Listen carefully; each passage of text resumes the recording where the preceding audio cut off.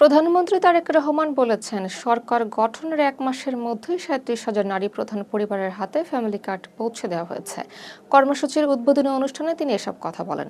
তিনি জানান, পর্যায়ক্রমে সব নারী প্রধান পরিবার এই কার্ড পাবে। নারীর ক্ষমতায়ন ছাড়া দেশের উন্নয়ন সম্ভব নয় বলেও মন্তব্য করেন তিনি। প্রতিশ্রুতি বাস্তবায়নে সরকার অটল থাকবে বলে জানান প্রধানমন্ত্রী। ঢাকা ওয়াসার সাবেক এমডি মোহাম্মদ আব্দুস সালাম ব্যাপারী ও তার স্ত্রী মাহবুব নেসার দেশ ত্যাগে নিষেধাজ্ঞা দিয়েছে আদালত। মঙ্গলবার ঢাকার মহানগর দায়রা জজ আদালত সিআইডির আবেদনের পরিপ্রেক্ষিতে এই আদেশ দেন। আব্দুস সালামের বিরুদ্ধে বিদেশে অর্থ পাচারের অভিযোগ তদন্ত চলছে। কানাডার বেগমপাড়া স্ত্রীর নামে বিলাসবহুল বাড়ির তথ্য প্রকাশের পর বিষয়টি আলোচনায় আসে।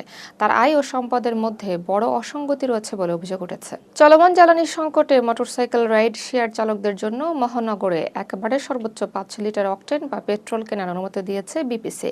মঙ্গলবার এক বিজ্ঞপ্তিতে সিদ্ধান্ত জানানো হয়। জ্বালানি নিয়ে আতঙ্কে কমাতে এই উদ্যোগ নেওয়া হয়েছে। তেল নিতে রসিদ দেখানো আগের বিল জমা দেওয়ার শর্ত রয়েছে।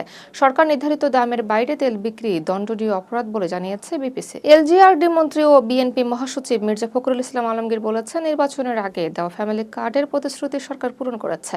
ঠাকুরগাঁওয়ে ফ্যামিলি কার্ড বিতরণ অনুষ্ঠানে তিনি এসব কথা বলেন। তিনি জানান, পর্যায়ক্রমে সব পরিবার এই কার্ড পাবে। কৃষকদের জন্য কৃষি কার্ড ও খাল খননের উদ্যোগের কথা জানান তিনি। কোনো অর্থ ছাড়াই কার্ড দেওয়া হচ্ছে বলে উল্লেখ করেন মির্জা ফখরুল ইসলাম আলমগীর। মধ্যপ্রাচ্যের সংঘাতের মধ্যে বাংলাদেশের জ্বালানির সরবরাহ নির্বিঘ্ন রাখতে ইরান আশ্বাস দিয়েছে, তেলবাহী জাহাজে বাধা দেওয়া হবে না। হরমুজ প্রণালী দিয়ে বাংলাদেশের জাহাজ চলাচলের নিরাপত্তা নিশ্চিত করতে যোগাযোগ করা হয়েছিল। ইতিমধ্যে 27,000 টন ডিজেল নিয়ে একটি জাহাজ চট্টগ্রাম বন্দরে পৌঁছেছে। সামনে আরও 4টি জাহাজ আসবে বলে জানানো হয়েছে।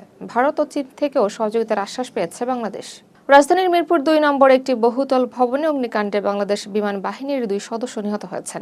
নিহতরা হলেন আয়েশা সিদ্দিকী অনন্যা ও শেখ রাকিবুজ্জামান। তাদের মরদেহ সোহরাওয়ার্দী মেডিকেল কলেজ হাসপাতালের মর্গে রাখা হয়েছে। আইনি প্রক্রিয়া শেষে মরদেহ পরিবারের কাছে হস্তান্তর করা হবে। সোমবার দুপুরে ভবনের 3য় তলায় আগুন লাগে।